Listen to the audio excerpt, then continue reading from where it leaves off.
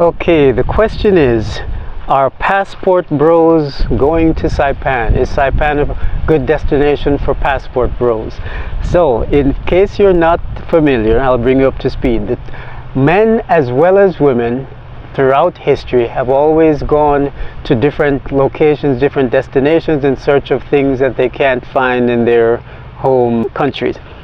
Whether it's spices, whether it's opportunity, whether it's romance, whatever. So people have always done that. However, the current generation has dubbed the concept and the trend passport bros, particularly men in Western countries, primarily the United States, who get their passports because a lot of US citizens don't even have a passport, and they end up going to different countries in search of something that they feel they can no longer find in the United States. And some of the locations they'll go to are South America, they'll go to Mexico, they'll go to the Philippines, they'll go to Thailand, Vietnam, Malaysia, many places in Southeast Asia.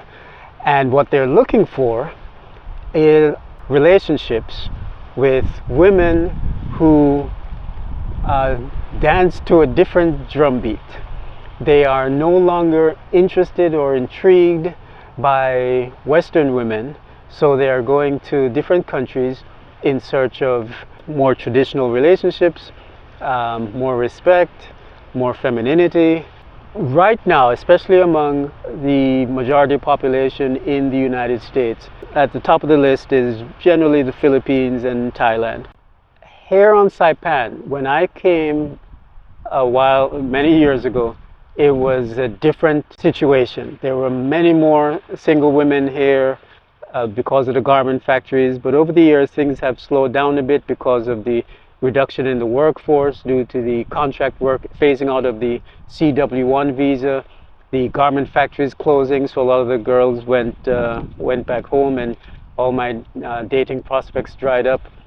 And so it could still be an option, because from here you can do what I do and use this as a home base to go to Vietnam or Thailand or China or Southeast Asia if that's what you're looking for. Here on the island, probably still opportunities, but not as much as it used to be in the past. Now again, you got to take somebody else's word for it, because I don't do a lot of, over the years I've become more of a hermit and more of a recluse. So though you may see me on YouTube, though you may see me doing tours and doing these videos, from a social standpoint, I don't go out to clubs. I spend a lot of time just building my business. There might be people who have a completely different perspective, those people who are into the nightlife, who are hanging out with the tourists, So that's just my take, that it's still a better deal than you'll find, let's say, in New York, where I lived for many years. But the pickings are not as abundant as they were in the past. So hope that answers the question. I'll definitely do a follow-up to that and get some input from some of the other guys on island. But hope that helps, and I'll see you in a future video. Subscribe. Hear what a man say.